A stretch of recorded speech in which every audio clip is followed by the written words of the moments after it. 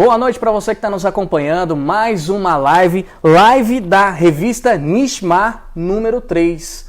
Eu estou aqui com o Marivan Soares Ramos, doutorando em Teologia pela PUC de São Paulo e coordenador do Centro Cristão de Estudos Judaicos aqui em São Paulo. Uma da nossa live de hoje, a nossa pauta é Purim. Purim. O que é Purim? Talvez não estejamos muito familiarizados com esse termo, sobretudo nós que viemos da tradição católica. Sim. Porque é um termo utilizado na tradição judaica, né? Olha só que legal. Dentro da religião do judaísmo. Nossa. Mas Purim está ligado com uma festa importante, sempre no início do ano. Aliás, aconteceu agora no final de fevereiro. Olha que legal. Sempre por volta de fevereiro, março. Uhum. E essa festa está ligada com um grande acontecimento que, segundo o texto bíblico nos narra, da salvação que Deus trouxe para o povo por intercessão de uma importante mulher chamada Esther. Se a gente fosse colocar a tradução literal mesmo da palavra, seria? Sortes. Sortes. Pur é sorte, Purim, sortes. Maravilha, nossa, que legal, mais uma aí. E ela está relacionada, essa palavra, tudo isso está relacionado a uma festa que eles fazem no início do ano, é como se fosse o nosso carnaval aqui. Eu não sei se poderíamos comparar com o nosso carnaval, né? Mas seguramente é uma festa que, segundo aquilo que se celebra hoje, é uma festa muito alegre, festiva mesmo, com uma alegria assim enorme, justamente para fazer memória desse grande acontecimento que o texto bíblico nos narra, e uma alegria imensa contagia todos os participantes, né, na sinagoga, da comunidade judaica, e de muita alegria, inclusive usando máscaras também, né? Olha que legal! Eu não sei se é possível comparar com o nosso carnaval, porque quando se pensa em carnaval, ou se pensa aquele carnaval nos clubes, Sim. que aí beira também quase a uma bagunça, uma baderna, né, que a gente infelizmente sabe, ou então aquele de rua, que ele é muito pomposo, muito bonito, mas por outro lado também ele tem um apelo muito sensual. Sim. Purim está ligado com isso. No Purim teria o apelo um pouco mais religioso. Puramente religioso. O ciclo das festas bíblicas na escritura e na tradição judaico-cristã. O senhor diz no seu artigo que, embora a palavra, eu receio que seja a palavra Purim, que não existisse na época, o livro de Esther dá evidências de um caso de antissemitismo no período bíblico. Você poderia explicar isso melhor? Claro, Gabriel, claro. Então, o livro de Esther, ele na verdade tem assim 4 personagens que são centrais na história. Temos a figura do rei, temos a figura do grande governador Amã, temos a figura de Mardoqueu e depois a figura de Esther. Então toda a história ela vai se concentrar em torno desses 4 personagens o tempo inteiro. Então é interessante que o livro ele faz menção do período histórico do reino persa. Então estamos lá no século V a.C. aproximadamente. Todavia percebemos que é um texto anacrônico, ele não aconteceu nesse período. Hoje os autores, os biblistas, eles consideram que esse livro tenha sido escrito por volta de meados do século II a.C. Então estamos falando ali do período dos Macabeus, né, para situar um pouco. Então entraria dentro de uma literatura chamada apócrifa, né, ou apocalíptica, apocalíptica, não apócrifa. E justamente o que acontece na história é uma grande perseguição, porque esse governador colocado pelo rei Assuero, que o texto de Esther narra como grande rei da época, o grande rei persa, ele vai ser colocado então Assuero como grande governador, e ele, por ser uma autoridade, né, abaixo apenas do rei, ele exige então que os seus servos se dobrem, se curvem diante dele. E Mardoqueu, que é primo de Esther, ele se recusa a se curvar diante do rei. E aí isso irrita muito Amã. E por conta disso ele vai começar a perceber que Mardoqueu, que tem descendência judaica, tem o mesmo comportamento que esses homens. E aí depois, lá pelas tantas, no livro, vai ser combinado que ele vai pedir ao rei que crie um decreto para matar todos os judeus, justamente por essa raiva, esse ódio que ele tinha de Mardoqueu, de não se curvar diante dele, de não admitir a sua autoridade. E aí esse é o grande clímax, né? Então, de fato, o rei vai autorizar esse decreto da morte, né, coletiva de todos os judeus no Império, um massacre. Que forte. E aqui é interessante, porque no Império Persa nós percebemos que não houve, do ponto de vista histórico, pelo menos dos dados que nós temos, né, não houve tamanha perseguição ou massacre. Ao contrário, o Império Persa foi até mais tolerante em relação ao judaísmo, visto que autorizou a reconstrução do Segundo Templo. Então, percebemos que esse texto ele deve ser deslocado, do ponto de vista da história, para a época dos gregos, Aí sim, na época dos gregos, nós temos um período dessa fase de dominação grega que é terrível. E isso é nos contado, por exemplo, no primeiro livro de Macabeus. Essa grande perseguição, sobretudo advinda do rei Antíoco Epífanes. Então, aí sim, aí nós temos nesse período, portanto, aí por volta do século II a.C., uma grande perseguição aos judeus, não só dentro da terra de Israel, mas também aqueles que viviam na diáspora, ou seja, fora da terra de Israel. Então, a grande trama acontece em torno disso. Esse sujeito colocado como um grande governador dentro do reino, ele se irrita com a atitude de Mardoqueu, porque não se curva diante dele, e por conta disso, agora elabora um plano maquiavélico, né, macabro, ficou mordido com a situação. Para exterminar o povo judeu. No artigo aqui nesse livro, você menciona o livro de Esther como base e fundamento da festa de Purim. Qual que é essa relação?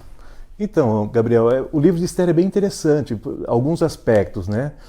É um livro que aparece em duas versões, na grega e em hebraico, né? Quando se fala de livros do Primeiro Testamento, temos que ter presente sempre isso, né? Em geral, os livros foram escritos em hebraico, mas temos uma versão boa também, grega, né? Que foi conservada, bem antiga, de Esther. E esse livro traz algumas particularidades. Entre elas, por exemplo, em todo o livro não se encontra a palavra Deus. A menção da palavra Deus ou tetragrama sagrado, como queiram, né? Isso é curioso, né? Um livro bíblico, né? Um livro que faz parte do cânon bíblico, seja na tradição judaica ou cristã, não apresentar o nome de Deus. Então, fato esse também que acontece com o livro de Cântico dos Cânticos também. Né? Aparece essa mesma perspectiva de não aparecer o nome de Deus, e aí é uma grande analogia. Esse é um ponto interessante. A outra questão, que via de regra também esse é um livro que não é muito conhecido. Se conhece a figura de Esther, justamente por associação a uma figura feminina muito conhecida no Novo Testamento, no caso Nossa Senhora, Maria Santíssima. Então, ela seria um tipo, né, aquilo que a exegese fala, tipografia. Então, um tipo já prefigurando aquilo que viria a ser Nossa Senhora. Que legal. Então, essa figura é muito conhecida. Esther ela é conhecida. Agora, sobre o livro e a história que cerca o livro, eu tenho dúvidas se nós católicos conhecemos bem essa história. Eu tenho dúvidas. O que te faz ter essas dúvidas? Justamente porque eu remonto aqui, na época, por exemplo, da minha catequese, ou mesmo então nos meus estudos teológicos, que eu pouco conhecia desse livro, né? Na verdade, nunca tinha lido esse livro todo ele, né? E tão pouco tentado compreendê-lo. O que a gente sabia eram partes aqui e acolá, de alguns comentários, de alguns comentaristas bíblicos, mas esse é um livro importantíssimo, porque ele faz assim uma alusão importante, né, daquilo que é a grande perseguição, no primeiro momento, do povo de Israel, e depois para todos aqueles que amam a palavra de Deus, que são perseguidos por amor a essa palavra. A festa de Purim ela tem origem nos tempos bíblicos, né, Marivan? Isso. E é celebrada até hoje pelos judeus do mundo inteiro. O mundo se atualizou. A festa ela precisou se atualizar também? Sim, claro, cara. De que maneira? Até antes disso, Gabriel, me permita, só para que a gente conclua aquela nossa primeira parte sobre a festa. Então, esse plano de Amã, que foi essa pessoa colocada como grande governador, tudo isso, o texto nos remete ao período do Império Persa. Mas eu disse que hoje muitos biblistas estão de acordo e acreditam que esse texto foi escrito no período do Império Grego, portanto, pelo menos 200 anos depois desse período. Sim. Aí sim, nós temos relatos históricos de um grande massacre, ou então uma tentativa de um grande massacre ao povo de Israel, não só na sua terra, como fora dela. Então, o que acontece é que esse homem chamado Amã, então, ele, com um decreto feito pelo rei, ou seja, consentindo que ele, de fato, atacasse o povo judeu e o matasse, então ele decide jogar sorte para saber qual o dia do mês que ele faria isso. Daí veio o nome Purim, a sorte lançada, né? Então lançar a sorte. É por isso a ideia, essa palavra. Só que acontece que reverteu, a história teve uma inversão. E aí Mardoqueu então, ele é primo de Esther. Sim. A rainha na época vai perder então o seu privilégio, o rei vai escolher uma nova rainha, nesse momento entra Esther. Claro que o livro vai descrever toda uma série de eventos importantes e bem curiosos sobre isso. Esther, então, uma judia, vai ser escolhida pelo rei como uma nova sucessora ao trono da rainha, então ficará ao lado do rei. E aí Mardoqueu então fala para Esther dessa trama desse governador de matar o povo, né? E aí Esther, então, ela pede para que Mardoqueu avise toda a comunidade que comecem agora, durante 3 dias, a fazerem jejuns e orações, intensificassem isso, que ela tentaria ganhar a graça do rei e falar-lhe, né, sobre o acontecido. E isso não era comum, segundo a cultura da época. Então, uma mulher, ela só podia ir até o rei se fosse solicitada a sua presença. Se ela tentasse entrar sem a solicitação do rei, ela poderia ser executada. Ela foi muito corajosa. Foi muito corajosa. Daí a importância de Esther, uma figura assim, proeminente, né? Nossa, como intercessora. Que corajosa. E aí Esther, depois desses 3 dias, diz então o texto que ela se apresenta ao rei. Meu Deus. E segundo a cultura da época, o rei, ele para aceitar que a pessoa ficasse em sua presença, teria que levantar então o seu cetro, o seu bastão, aquilo que ele utilizaria como algo real. E se ele não fizesse isso, a pessoa seria executada, né? Porque estaria infringindo uma lei, né? E aí diz que Esther se colocou então depois desses 3 dias que pediu para toda a comunidade rezar em favor dela, para que o rei pudesse acolher o seu pedido. Claro. E eis que o rei então levanta o seu bastão e acolhe Esther. Esther se aproxima dele, fala de todo o acontecido. Ele vai se lembrar de uma história que aconteceu de pessoas que tentaram contra a sua vida e sua vida foi poupada porque Mardoqueu o salvou. Só que na época ele não prestou a devida homenagem para ele, mas foi buscar nos escritos reais e percebeu que tinha essa história. E aí se lembrou, porque a Esther falou que tinha sido ele, esse Mardoqueu, que agora Amã odeia e por extensão todos da sua raça. Por conta disso, então, ele inverte a ordem e aquilo que era para ser pena de morte para o povo de Israel, o povo judeu, agora Amã vai pagar com sua vida. Então é interessante que Amã pensou, né, de uma maneira muito calculista, muito fria, de como criar, como nós percebemos na Segunda Grande Guerra Mundial, que a tradição judaica chama de Shoah e não de Holocausto, né, uma vez que a palavra Holocausto ela está intimamente ligada com a liturgia, então não foi algo litúrgico aquilo realizado na Segunda Guerra, mas foi uma tragédia, foi uma calamidade. Daí a expressão em hebraico Shoah. Então, aquilo que aconteceu, né, na Segunda Guerra Mundial, esse plano de exterminar o povo judeu, também podemos perceber isso dentro do livro de Esther. Esse desejo de executar, de acabar com o povo judeu. Só que aí está a beleza da história, né, Gabriel? E a todos que nos assistem. Deus inverte a história. Ele muda a história. Deus vira o jogo. Vira o jogo. E aí o papel de Esther nesse sentido é fundamental. Por isso eu dizia no início que a figura de Esther é muito conhecida por conta de uma associação à figura de Nossa Senhora. Nossa. Sobretudo para os católicos, para nós católicos, né? Também para os nossos irmãos protestantes, também muito assim querida e muito reconhecida, e também fazem essa associação, porque ela se colocou como uma verdadeira intercessora e não temeu por sua vida, mas colocou a sua vida em favor, em defesa do seu povo. Então, eu acho que essa é a grande força, né, Gabriel? Você perguntava também a questão sobre o antissemitismo. Evidentemente, essa é uma expressão nova, né? E falar de antissemitismo é falar de todos aqueles que têm aversão, o ódio de povos que vêm da região ali do Oriente Médio, semita. Mas isso acabou, de certa maneira, ficando muito mais forte com o povo de Israel, o povo judeu. Então, em geral, quando se pensa nessa expressão antissemita, se pensa de ataques de ódio contra o povo judeu. Mas, de uma maneira mais extensa, isso se aplicaria para qualquer pessoa que mora naquela região, portanto, semita. E isso, infelizmente, ao longo da história, ficou muito claro, muito claro. Então, nós temos, ao longo do próprio texto bíblico, diversos momentos de ataque que o povo sofre. O último deles, por exemplo, culminou com a destruição do segundo templo, aquele que Jesus conheceu, aquele que os apóstolos conheceram. Um pouco mais tarde, o imperador Adriano expulsa os judeus de uma maneira definitiva do seu território. Fato esse que só será possível o retorno no século XX, praticamente. Louco! Então, final do século XIX, século XX, que esse povo retorna para a sua terra. Para as suas raízes. Para as suas raízes. Pesado isso. E aí o grande problema que existe ainda hoje, né, entre os palestinos, entre o povo de Israel, é uma disputa política, uma disputa meramente social, mas tem também uma questão religiosa importante. Porque para o povo de Israel, aquela terra é promessa, é herança, foi Deus que prometeu ao patriarca Abraão.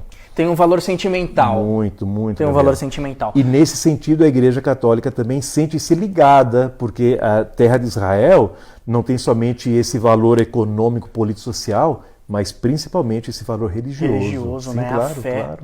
O livro de Esther, por não trazer o nome de Deus, teve alguma dificuldade para ser aceito no cânon judaico? A princípio não, porque evidentemente quando os sábios de Israel se reuniram no concílio de Yavne, e isso já no final do século I quase, eles estabeleceram alguns critérios, né, para que os livros entrassem como cânon, ou Sim. então dentro da canonicidade. E Esther preenche esses requisitos, né? Por exemplo, ainda hoje a tradição diz que esse texto foi escrito na época de Esdras e Neemias, que esse é um dos critérios. Existe uma versão em hebraica, é um outro critério. Outro critério que tenha sido escrito dentro da terra de Israel, ele também preenche esse requisito. E por fim, o último requisito é que não tenha contradição com a Torá, ou aquilo que nós chamamos também de Pentateuco, e não apresenta nenhuma contradição. Então não foi que faltou a menção do nome de Deus, que isso seria um empecilho para que esse livro entrasse no rol dos textos canônicos. Assim como eu disse também, o Cântico dos Cânticos não menciona em nenhum momento o nome de Deus, mas acredita que toda aquela analogia entre o noivo e a noiva é exatamente fazendo menção entre Deus e o povo. É verdade que a festa do Purim acabou ao longo dos anos se tornando que um carnaval judaico? Por que as pessoas se fantasiam nesta festa? Acabar ela não acabou, né? Ela só se atualizou. Gabriel, evidentemente não sou judeu, não celebro, não vivencio essa festa, Sim. não celebro ela porque isso acontece dentro da sinagoga. Mas até mesmo as irmãs de Sião, quando escreveram o seu texto sobre as festas bíblicas, fazem esse comentário, né? Que essa é uma festa extremamente alegre, né? E que eles vivem toda essa celebração da alegria por conta dessa inversão que Deus causou na história. Quais os valores que esta festa celebra e de que modo os cristãos também eles podem aprender com esses valores do Purim, da festa do Purim? Eu acho que o maior valor que reside aí nessa festa e como grande ensinamento para todos nós, amantes da palavra de Deus, é o valor da vida, Gabriel. Né? É o valor da vida. Então, a vida está em primeiro lugar.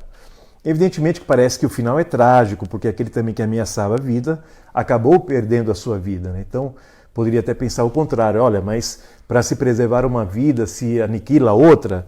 É claro que temos que entender também que é o modo da própria narratologia do texto bíblico. Sim. Não significa dizer, em hipótese alguma, que a vida ela teve a ser paga com a própria vida, né? Mas o valor que se sobrepõe aí, eu não tenho dúvida, e aqui me fez recordar nesse momento, eu nem tinha pensado nisso antes, mas por conta da alegria do rei, porque depois, pelas tantas no livro, diz que Esther vai preparar um grande banquete para o rei, o convida, ele se alegra, e ali ele vai ficar sabendo então de Mardoqueu, que foi ele que salvou sua vida.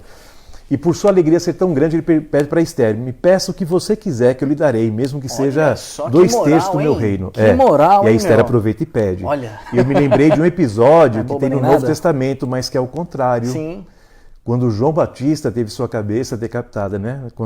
Então, por conta de Herodíades, a filha dela, que dançou, alegrou o rei Antipas, e ele disse a ela, me peça o que quiser que eu lhe darei, até mesmo metade do meu reino. E ela pediu a cabeça de João Batista.